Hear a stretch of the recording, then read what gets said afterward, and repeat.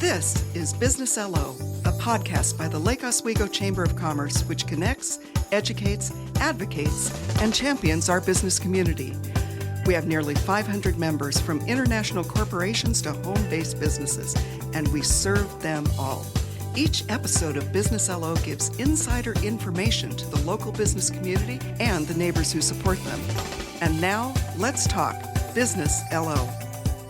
Today is October 14th, 2025, and this episode is going to publish on Friday, October 17th, because that's right before the ballots go out, correct? They're dropped on the October 15th, so people should be receiving them this weekend. Okay, so there you go. So, and we might say this is an emergency episode of Business LO because it's all about Measure 3-628 on the November 2025 ballot. Now, joining me is Heather Graves Ramsey. She's owner of Coach to Brilliance. She specializes in executive coaching and leadership development and is the 2025 LOSD Citizens Bond Campaign Chair. And we also have Chamber CEO Liz Hartman, who is she's also a former LOSD board member and was for 12 years. And we are going to discuss this crucial election for Lake Oswego School District, which serves over 6,800 students across 11 schools and is recognized among Oregon's top performing districts by niche.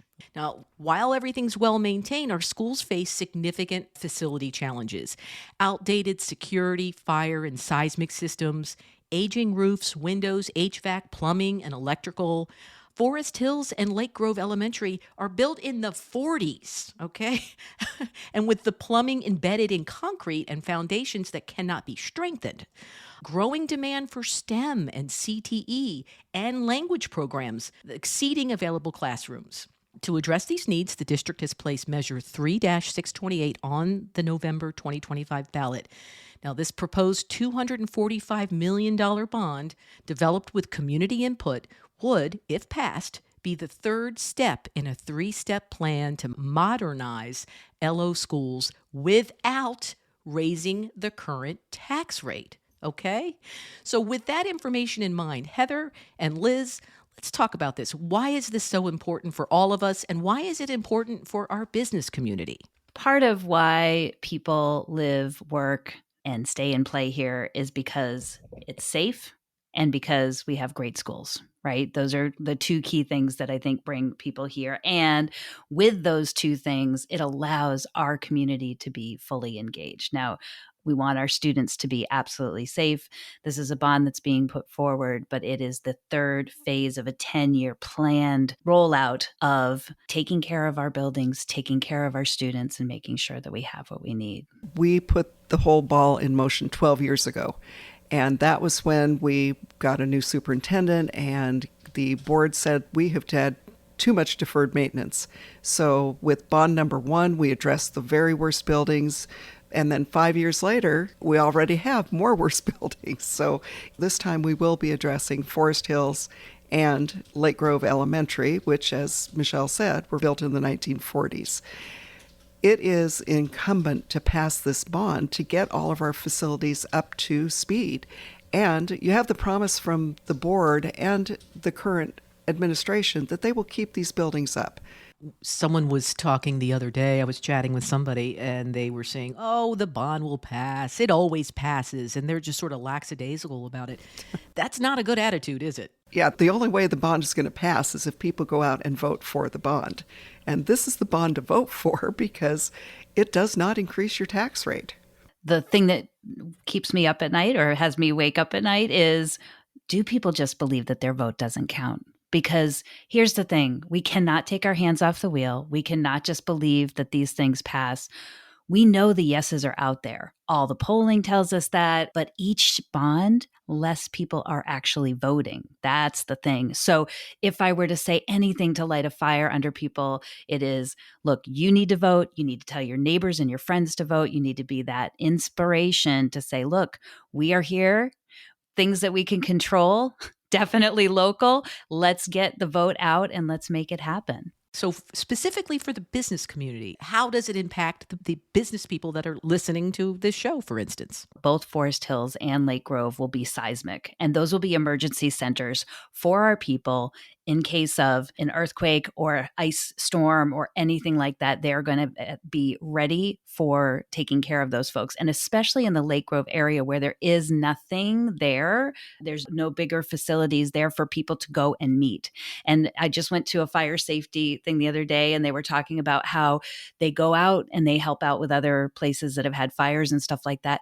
When there's no there to go to, the community doesn't know where to be. So I would say from a very basic need, that would be one. If we're talking about business, having a really outstanding school district makes a difference in what kinds of families come here. Keeping our school district at 6,800 to 7,000 students means we have that many families who are going to our businesses or who are business owners or who are supporting the city in many, many other ways.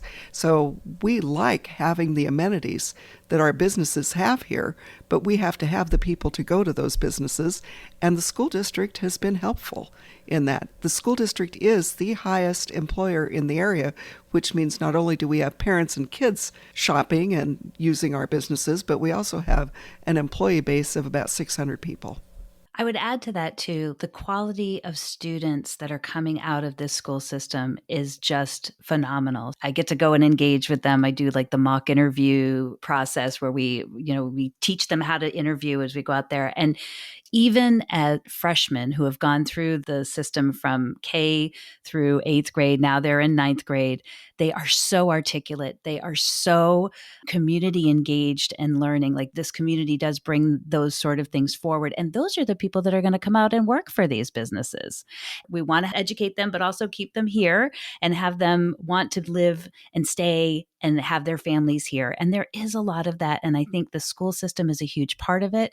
As I'm going out and learning more on this bond campaign, I've been to almost all of the back to school nights. I've talked to hundreds of parents, and there's a ton of people who their parents went here, they went here, their kids are going here now. And it's just amazing to have that rooted part, but also an openness to new people and to folks coming in. So I think that is a gift that we have. Now, a basic need that people have is they have to have spaces to be able to do this learning.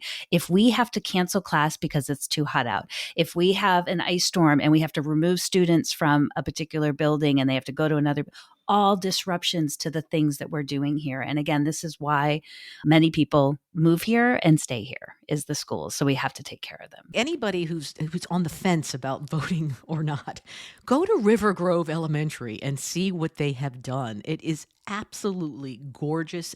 Every detail is thought out, and it's so forward thinking. We're not thinking about just for today.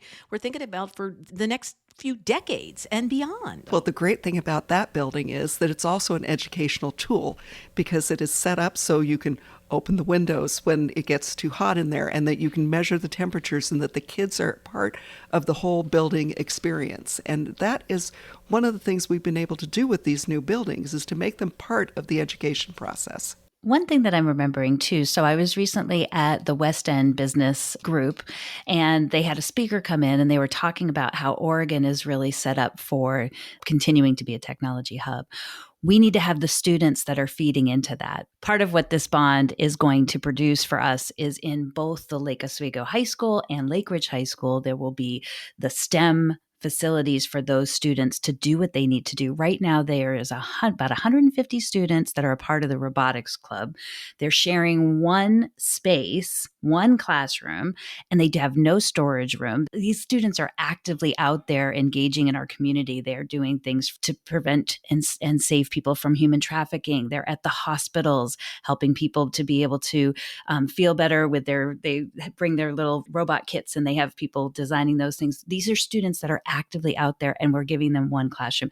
This bond will get them into two wonderful spaces that have the storage and the access that they need in order to do the work that they're doing, and again, becoming that feeder for Oregon to continue in their tech cycle. So I also think when we think of, workforce development, and it's not just at the college level, it does start younger, and this does help support that. From a feeder standpoint of workforce development, we also need to make sure that we're focusing on those career technical education pieces. And again, those are typically things that need to have a specific space and specific facilities to be able to do that. This bond does include those as well, which again one is helping our workforce and our businesses to be able to have people. Because I don't know about you, Liz, but we hear all the time, a lot of our businesses, they can't find qualified employees. But we also know that not every child is going to be going to college.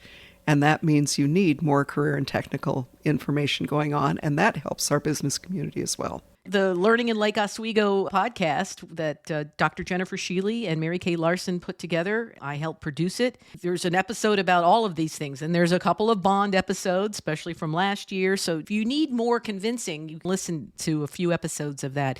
And you can hear these children. They are so bright and so articulate, and you can tell they have been given what they need, and that's why they're so great. All kids deserve good schools, good buildings, and great teachers. And that's what Lake Oswego has. So please vote.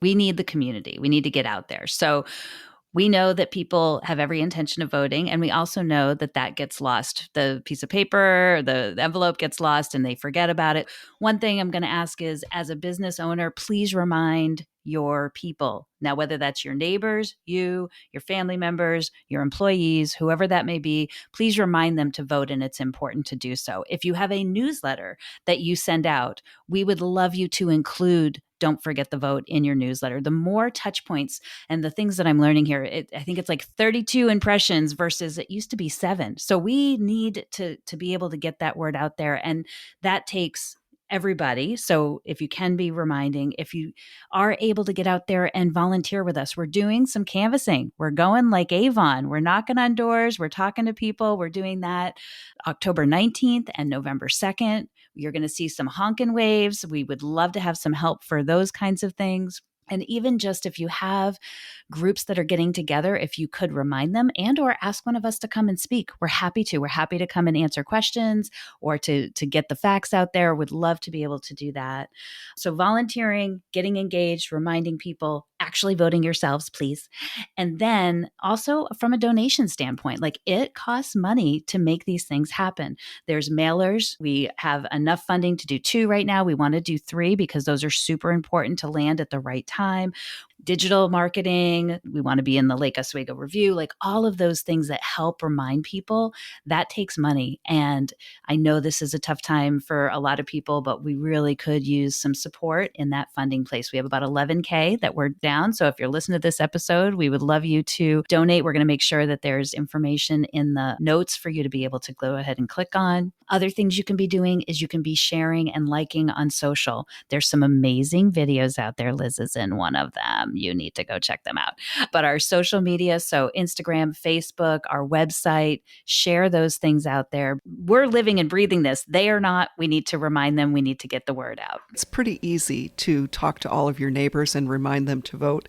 If you're not going to go knock and talk, it's easy to knock and talk to your neighbors. So choose 4, choose 6. Just knock and talk and let them know they need to vote. So timeline-wise, we have ballots will drop on October 15th. You should be receiving them in the mail shortly after, and they are due by November 4th. Our recommendation, just do it right away. Now, one misconception that people have is that they have to go physically down to like one of the voter boxes, like down at City Hall. You actually don't. You can pop that bubby in the mail and just get it done. Do it right away before it gets lost or you forget to do it. This bond is being endorsed by everyone. Like when I look at the back of our flyer here, we have organizations like the Art Council, the Democratic Party of Clackamas County, the Lake Corporation, Lake Oswego Education Association, of course, our fabulous Chamber of Commerce, the Lake Oswego Sustainability Network, our Friends of Aluga Park, educators, coaches, our Lake Oswego Foundation board members, the entire school board and former school board members, elected officials, the entire city council is behind this. So this is something that our community knows needs to happen, but we definitely need to get the word out, help us bring this over the finish line. It's been a 12-year process, as Liz said, and this has been something that we've been planning for a long time, and we just need to make it happen. So get out and vote. The stamp is covered. Oh, yeah. It's free. on the ballots. You don't even have to go find a stamp. It's that easy. It's that easy. Yeah. And I just also would love to thank, there's a huge number of incredibly engaged volunteers that are behind this. And although, I'm the chair, I cannot take credit for a lot of the things that are happening. These people are just phenomenal. They're parents, they're business owners. It's just a blessing to be here and to have that support and to have so many people moving this forward. Well, get out and vote, and thank you for listening. We really appreciate it. And remember that every day is a Chamber of Commerce Day here in Lake Oswego. The Lake Oswego Chamber of Commerce thanks you for listening to Business LO. We would love to have you as a member so you can help Lake Oswego continue to be one of the best places to live, work, and play.